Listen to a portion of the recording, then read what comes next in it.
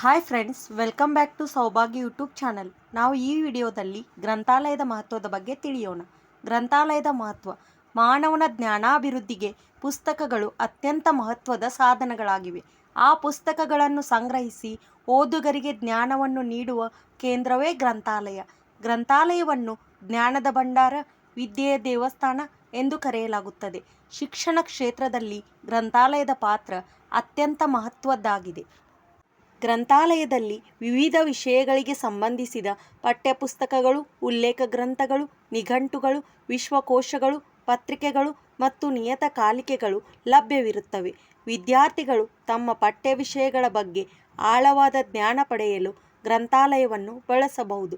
ಸ್ಪರ್ಧಾತ್ಮಕ ಪರೀಕ್ಷೆಗಳಿಗಾಗಿ ತಯಾರು ನಡೆಸುವವರಿಗೆ ಗ್ರಂಥಾಲಯ ಬಹುಪಯೋಗಿಯಾಗಿದೆ. ಗ್ರಂಥಾಲಯವು ಓದುವ ಅಭ್ಯಾಸವನ್ನು ಬೆಳೆಸುತ್ತದೆ.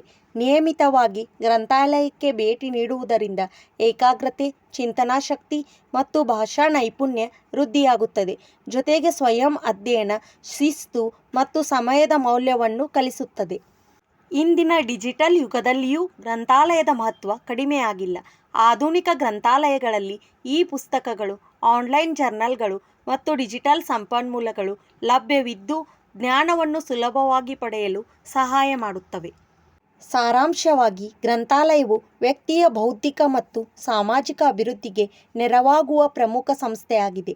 ಸಮಾಜದ ಪ್ರಗತಿಗೆ ಗ್ರಂಥಾಲಯಗಳು ಅತ್ಯಗತ್ಯವಾಗಿದ್ದು, ಅವುಗಳನ್ನು ಸಮರ್ಪಕವಾಗಿ ಬಳಸಿಕೊಳ್ಳುವುದು ಪ್ರತಿಯೊಬ್ಬ ವಿದ್ಯಾರ್ಥಿಯ ಕರ್ತವ್ಯವಾಗಿದೆ. ಈ ವಿಡಿಯೋ ನಿಮಗೆ ಇಷ್ಟವಾದಲ್ಲಿ ಲೈಕ್ ಮಾಡಿ, ಶೇರ್ ಮಾಡಿ, ಸಬ್ಸ್ಕ್ರೈಬ್ ಮಾಡಿ. ಧನ್ಯವಾದಗಳು.